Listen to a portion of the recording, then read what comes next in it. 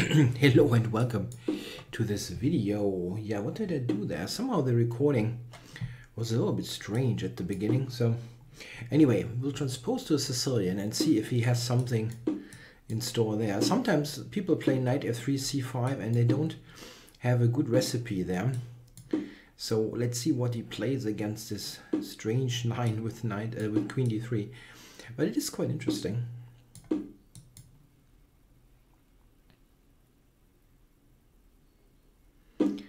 Yeah, this ending is a little bit better for white, really. I have to remember, however, how it is played. I keep forgetting it. I think... Is it knight a4 in this position? I think it's knight a4 right here. Yeah, it's knight a4 is okay. And now they go rook b8 or...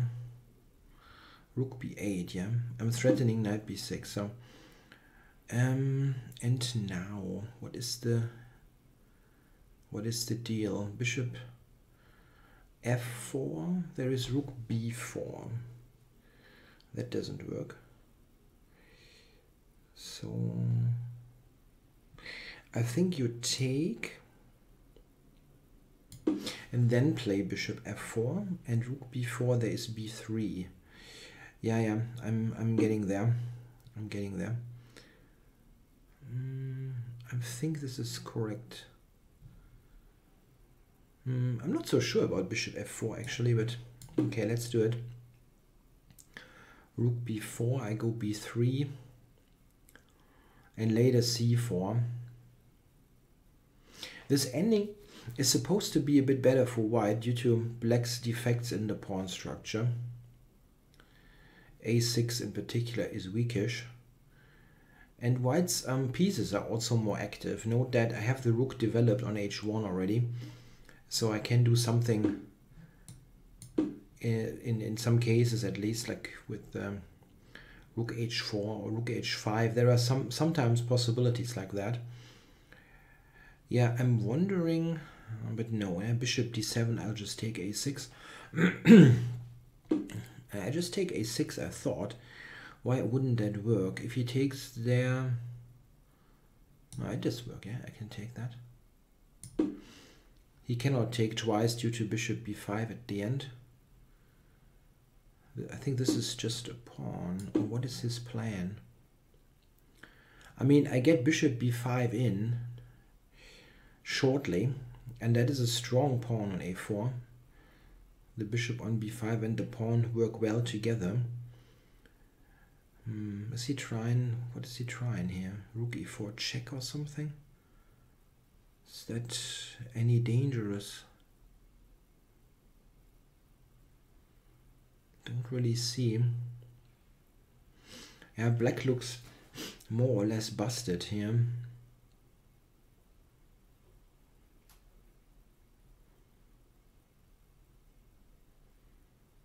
Probably should just develop here, knight f6 or so, and then just fight. Maybe if you can try knight f6, e4, c3, like activate the knight there. I mean, I've got some weak squares. Yeah, this is a move that can be played, but it might weaken even more. Okay, so if I take it, he has rook e4. That's no good. Probably to d2.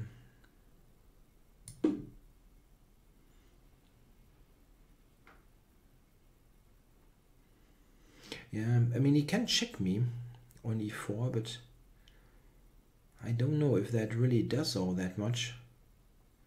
I just play king d1, I guess. Okay, well, here I can play bishop c3 and take e5, huh? Or shall I just cover this? I could cover it.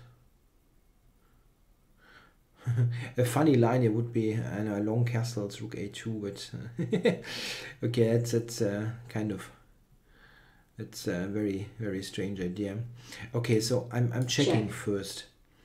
Don't have to, but I think it's okay to do so. And now, can I trap his rook? This is really something that interests me. If I can trap his rook, king d1 would threaten bishop c3. He doesn't have many squares exactly. And I can always play bishop c3 and take e5, which is absolutely good for me. But I still want to try to trap his rook here.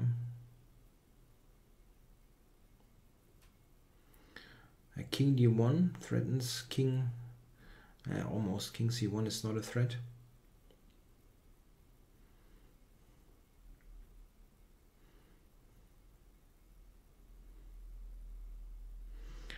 Yeah, I wonder just bishop c3. I'm taking a bit too long here. He might have bishop b4 as well. Okay, I mean this is probably just strong, yeah, for trying to trap the rook. a3 king c1. What is he doing against it? Knight f6 maybe. Bishop c1 is not a threat. I threaten bishop c3 as well though. This is the main threat. And even after knight f6, bishop c3, that would work. Knight e4 takes. I'm piece up at the end. I don't really see a move here for him. If he goes bishop b4, I go bishop c1, and it is trapped.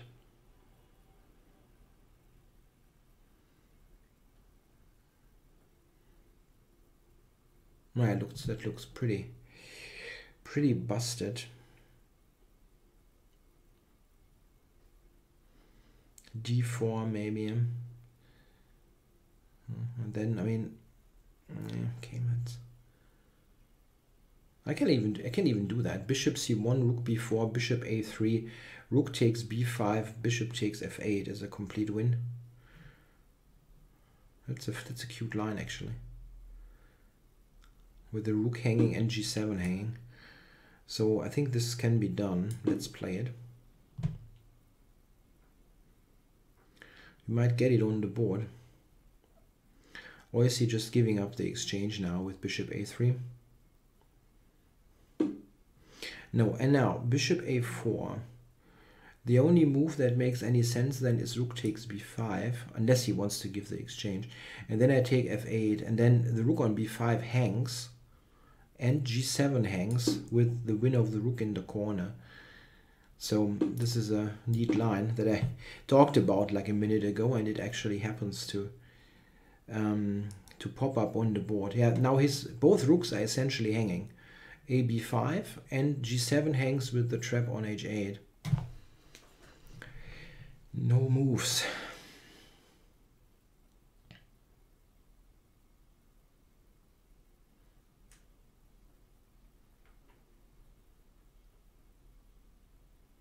Black resigns. Yeah, no moves.